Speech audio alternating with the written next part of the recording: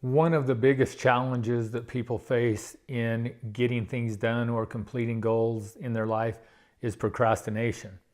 Well, today I'm going to share with you a few things that I have learned that help me overcome procrastination.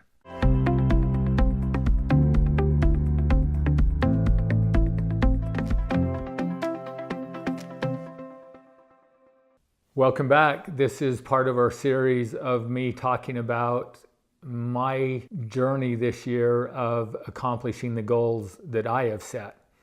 And I want this just to be more of a conversation between me and you, and for me to just be able to talk and share with you my experience of what I go through this year. And I'm going to just work really hard on trying to be completely open and honest and vulnerable with you, letting you know of the challenges that I face.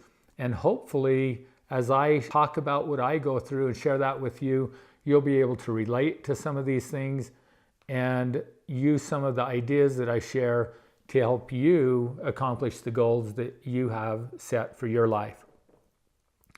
So I had the idea to do these videos, and I've had my goals set for this year for about 6 weeks now. It was about January 12th when I put in place the goals that I wanted to accomplish. And I had an idea of what I needed to do to move forward and get those things done. I just shared with you in a previous video my definite chief aim, or my goal statement. Well, I actually didn't get that written and in place until March 1st. And so it took me about 6 weeks to actually get that goal statement written.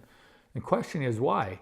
Because I know how important it is to have a statement like that in place. I've used that in my life before, and I know what a difference it makes. And yet I kept putting it off and putting it off. You know, I have a real fear of failure. And it's interesting because my conscious mind knows that failure doesn't exist.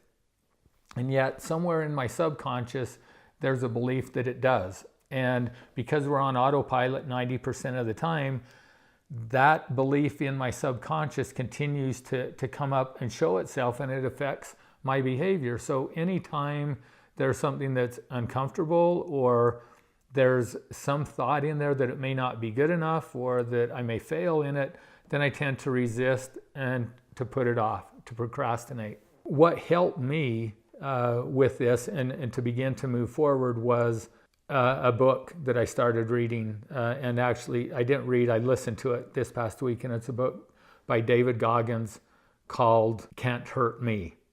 And I would encourage you to read that book. However, if you have a problem with language, then you may not want to read the book. So he was a Navy SEAL or a sailor, and he talks like a sailor. So there's a lot of cuss words in there, and he talks about that, and he says, if it offends you, don't read his book. But it's in there.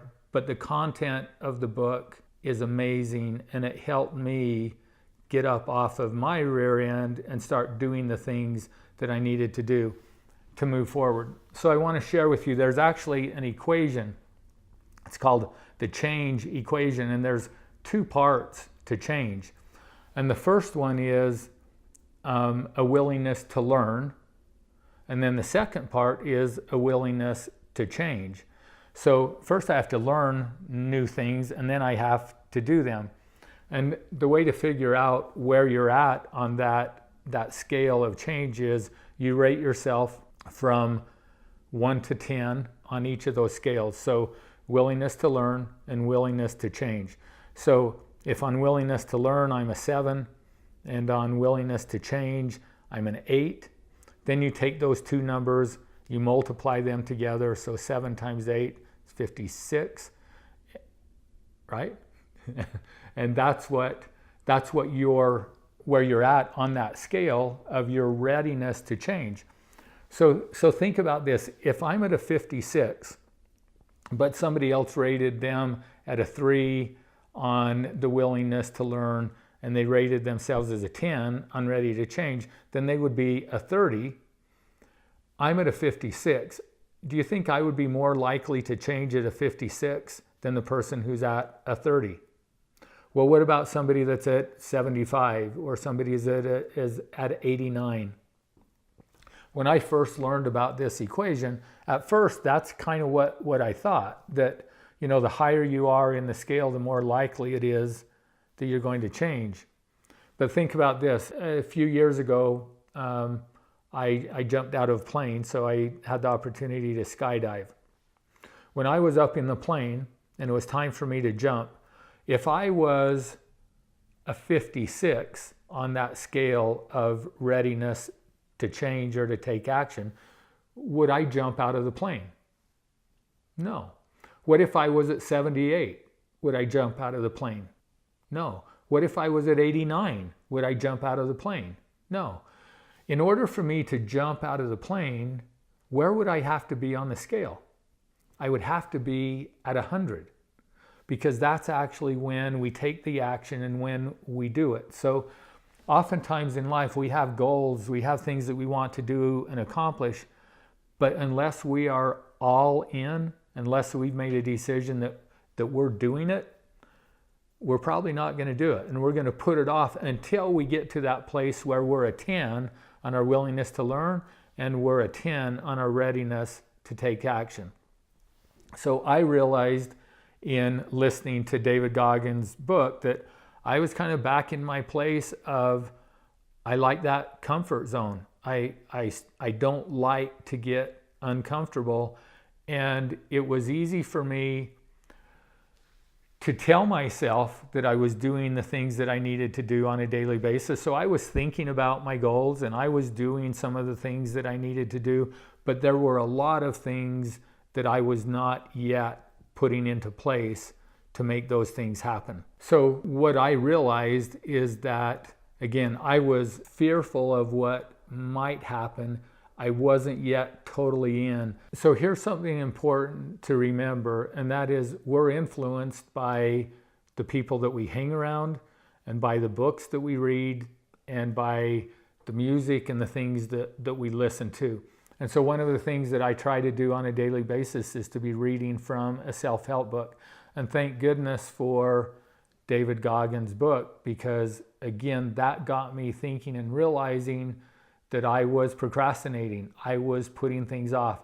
And as a result of listening to that book, I made some decisions. In our next video, I'll talk about what that did for me and the changes that has created in me and the steps that I have taken since reading that book. So for me, recognizing that fear really does not exist and then taking action is what helps me to break through procrastination. If you have tips or ideas or things that work for you, put them in the comments below and share them with others so they can learn from your experience as well. Subscribe to our channel if you'd like to know more about who we are and what we do. Visit our website at principlebasedliving.com. And if you're watching this on LinkedIn, follow me here.